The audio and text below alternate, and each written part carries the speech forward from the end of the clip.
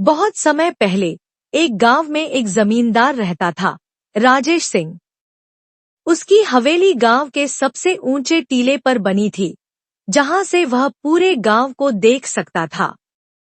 लेकिन उसकी नजर सिर्फ खेतों और फसलों पर होती थी, क्योंकि उसकी पहचान गांव के सबसे बड़े जमींदार के रूप में थी। राजेश सिंह के पास खूब दौलत थी, पर दिल उतना ही कठोर। वह किसानों से भारी कर वसूलता और जो समय पर न चुका पाए, उनकी जमीन छीन लेता। गांव में उसकी वजह से कई लोग भूखे मरने की कगार पर थे। एक दिन एक बूढ़ा किसान, रामलाल, अपने छोटे पोते के साथ उसके पास आया। उसने विनती की, मालिक, मेरा खेत मत छीनो। ये हमारी रोजी रोटी है। लेकिन जमींदार ने ठहाका लगाया और कहा, अगर समय पर कर नहीं दिया तो खेत मेरा। रामलाल हार मानने को तैयार नहीं था। उसने गांव के लोगों को इकट्ठा किया और सबने मिलकर फैसला किया कि वे अपनी मेहनत से अपना भविष्य बदलेंगे।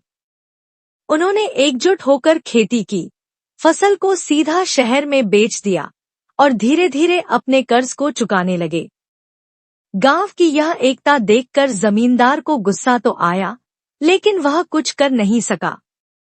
एक दिन जब उसका खजाना खत्म होने लगा, तो उसे एहसास हुआ कि असली ताकत अकेले दौलत में नहीं, बल्कि लोगों की मेहनत और ईमानदारी में होती है। राजेश सिंह ने पहली बार अपने जीवन में किसानों की मेहनत को माना। उसने कर्ज की सख्ती कम कर दी और गांव वालों के लिए नए अवसर खोलने में मदद करने लगा। धीरे धीरे वह भी गांव का हिस्सा बन गया और उसकी पहचान सिर्फ एक जमींदार की नहीं, बल्कि गांव के संरक्षक के रूप में हो गई। यह कहानी हमें सिखाती है कि ताकत अकेले धन से नहीं, बल्कि एकता और सच्ची मेहनत से आती है। कैसी लगी कहानी? वीडियो अच्छा लगी आए तो लाइक एंड सब्सक्राइब करना मत भूलना।